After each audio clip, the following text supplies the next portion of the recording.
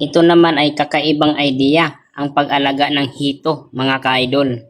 Ang ginagamit nila dito ay balde or tub. Kung napapansin mo dito, ay sobrang saya yung mga hito dito.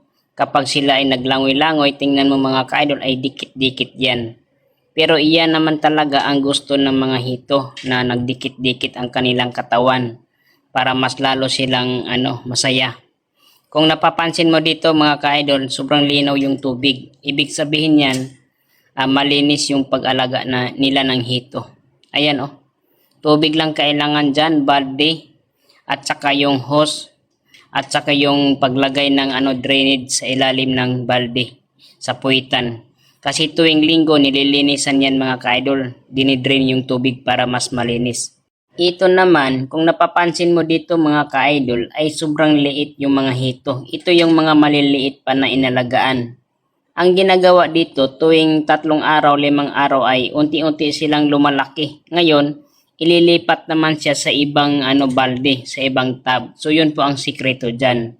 Siyempre sa umpisa pa lang, kung nagsimula pa lang kayo, pwede niyo ipagsama-sama lahat ng mga maliliit na hito.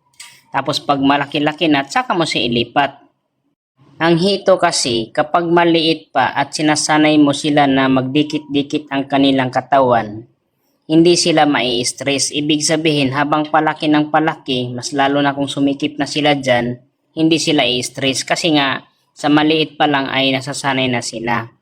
Ito mga ka-idol ay galing po ito sa ibang bansa. Kumbaga, binibigyan ko lang kayo ng idea na ganito ang ginagawa sa ibang bansa sa pag-alaga ng hito, hindi na doon sa putikan.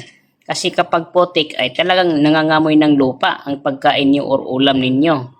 Ito malinis talaga kasi sa balde. Ang gagawin lang dito ay pinapakain ng yung hito ng feeds.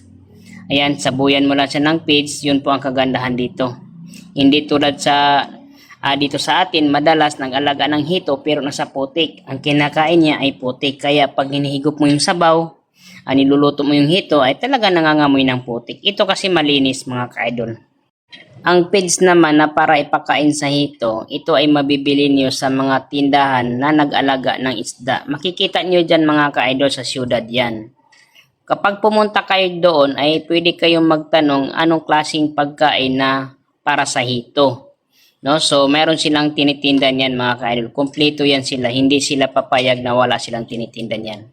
Kung napapansin mo dito, yung takip ng balde ay binubutasan yan para magkaroon ng oxygen sa loob. Ibig sabihin yan, kahit hindi ka nagagamit ng motor na mayroong oxygen, okay na siya.